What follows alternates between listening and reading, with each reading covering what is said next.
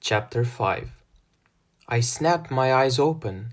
My stomach wobbled horribly as I plummeted through a swirling blue vortex.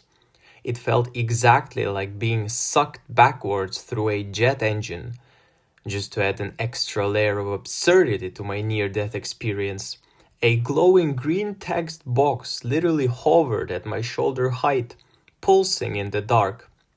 Transition to another world in progress. Please wait. I let out a dry, hysterical laugh. Great, I thought. Even interdimensional travel comes with a loading bar. About 30 seconds later, the text shifted into a jittery, panicked yellow and then flared a violent red. Warning! Server is under attack. Exit the server immediately. Before I could even process what exiting the server meant, while falling through empty space, the text snapped to black. Server compromised. In that exact instant, a familiar, menacing silhouette materialized right next to me in the vortex. The bald vampire from the corridor. His fangs gleamed and his purple eyes burned with absolute murder. Not so easy to get away from me, he rasped. His voice was a predatory snarl. Perfect timing, I shot back, using sarcasm as a painfully thin shield against the fact that I was about to be sliced in half. I was just missing your charming face. He didn't appreciate the banter. The vampire drew a long, nasty-looking knife that pulsed with sickening purple light and lunged right at my chest. I tensed, waiting for my end to come, but out of absolutely nowhere a massive, shapeless blob of matter violently surged between us. The vampire hesitated. His smug predator mask cracked instantly. With a final, frustrated snarl, he retreated, physically melting into the wall of vortex like a shadow.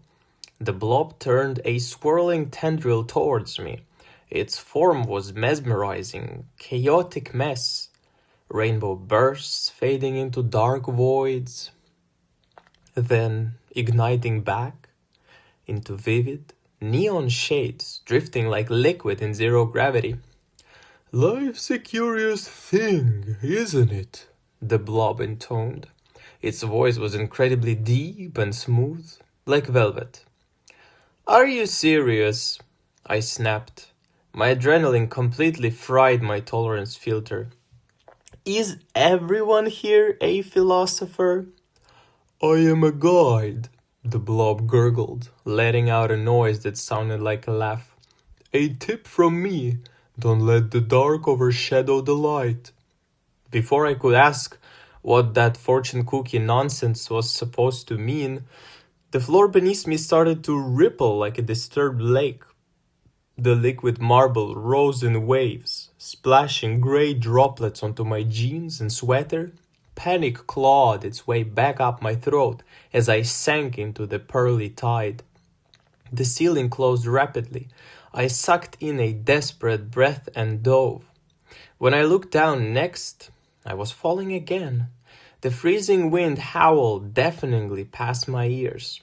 Far below me, I caught sight of a massive green valley, steep brown cliffs, an azure lake, and a looming fortress with black stone towers. Here comes my death, I braced myself, squeezing my eyes shut. I couldn't even swim. But the fatal splash never came. I hit a translucent green barrier that encased me like a crystal bubble. Suspended outside of it was a young woman with fiery orange hair that whipped around her face like a blazing cascade. She traced a series of weird, complex gestures, just like the thrift store weirdo in the alley had done, shattering the sphere. Orange sparks violently flared from her palms, ripping open a swirling vortex right midair. She seized my hand with a grip like iron and dragged me forcefully through it. We stumbled onto solid ground, bursting into a vast cavernous space. Towering wooden shelves soared into the shadows above us, and the air was thick with the heavy scent of ancient parchment. Another portal flared brightly nearby, and out stepped three more people, two guys in colorful robes and a girl. The girl flashed her teeth, revealing sleek, predatory fangs. Another vampire. But her hair was dark brown, completely different from the bald psycho who had just tried to fillet me, and her glowing purple eyes looked thoroughly exhausted. The orange-haired woman turned to face me. "Hey there," she said. Her voice was steady but laced with heavy intrigue. "I am Alexandra, Sasha, if that suits you." "Oh, lovely. You brought a stray," the vampire girl drawled. Her voice dripped with an absolutely miserable, bitter sarcasm. Sasha whipped around. Her hands sparked with a dangerous orange flame. "Shut your mouth, Vera!" Sasha hissed. Her voice dropped into a register that was pure venom. "You're only breathing right now because my father allows it. Speak to me again and I'll burn your tongue out." Vera's purple eyes narrowed into slits of pure hatred, but she clamped her mouth shut, looking away. "Okay," I thought, with my brain practically short-circuiting. "So, my magical rescuers actively want to murder each other. Perfect." Sasha let out a sharp exhale, forcing her temper down, and waved a dismissive hand towards the rest of her crew. "The pesky bloodsucker is Vera. The two guys shaking in their boots over there are Quick and Zyle. They're specialists." Quick, a tall, painfully thin guy, offered a weak, highly stressed wave. Zyle, shorter with a mop of sturdy hair, didn't even look at me. His eyes darted nervously around the library. "You've landed in a storm of trouble, haven't you?" Sasha said, turning her intense green gaze back to me. "I saw you crash through that vortex. Who are you and where did you come from?" I'm Max Farwell," I said, shifting incredibly uncomfortably. "And I've got no idea how I ended up here. One second I'm trailing some guy in black, the next time falling through portals." Sasha tilted her head. Her eyes narrowed sharply as she studied my face, specifically my forehead. "You don't carry the aura of the six worlds," she said. Then her breath stopped. "And you have a spiral mark? How couldn't I get it from the very start? You're a simian descendant." "Oh, what?" I backed up. "Simians built the corridor," she said, with her voice quickening.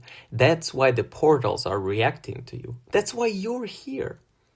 Before she could say another word, the very air around us trembled violently. A massive portal tore open at the far end of the library, and half a dozen figures in sleek, terrifying black armor stormed through. Their dark visors glinted with cold menace, and raw, magical energy cracked like electric static all around them. "Department agents!" Quick screamed. His voice cracked with sheer panic. "Stay low!" Sasha roared, shoving me roughly behind a towering oak bookshelf. She stepped directly into the aisle. Her hands instantly ignited with a brilliant, blinding orange glow.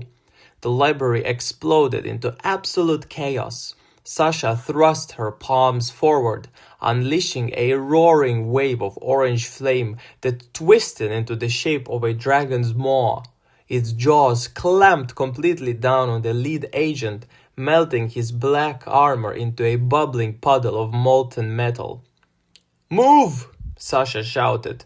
We sprinted through the aisles, dodging scorching blasts of blue energy that shattered the ancient bookshelves into fiery, flying shards.